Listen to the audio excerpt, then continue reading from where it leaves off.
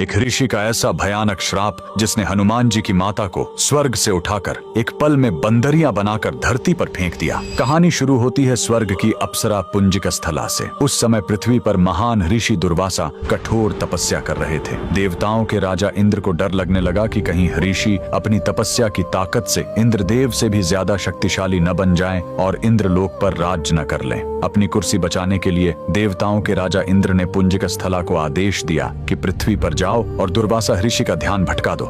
इंद्र के आदेश पर वह ऋषि के आश्रम गई और उनकी तपस्या में बाधा डालने लगी। ऋषि दुर्वासा ने गुस्से में आंखें खोली और उसे श्राप दे दिया। तूने एक चंचल वानर की तरह हरकत की है, जा पृथ्वी पर तेरा चेहरा भी वानर जैसा हो जाएगा। अप्सरा ने रोते हुए ऋषि के पैर पकड़ लिए। तब ऋषि ने दया दिखाई और मुक्ति का उपाय बताया। जिस दिन तुम भगवान शिव के 11वें रुद्र अवतार को जन्म दोगी, तुम वापस अप्सरा बन जाओगी। इसी श्राप के कारण उस अप्सरा ने पृथ्वी पर वानर राज कुंजर के घर बेटी के रूप में जन्म लिया, जिनका नाम अंजना पड़ा। बड़ी होने पर उनका विवाह महान वानर योद्धा केसरी से हुआ, लेकिन श्राप से मुक्ति पाने के लिए उन्हें एक पुत्र की आवश्यकता थी। इसलिए माता अंजना ने हम्पी के इसी अंजनाद्रि पर्वत पर भगवान शिव की घोर तपस्या की। सालों की तपस्या से शिव जी प्रसन्न हुए और वायुदेव के माध्यम से अंजना के गर्भ में दिव्य शक्ति स्थापित की। और तब इसी पहाड़ी पर जन्म हुआ बजरंग बली का। हनुमान जी के जन्म लेते ही माता अंजना का श्राप टूट गया। आज कर्नाटक के हम्पी में स्थित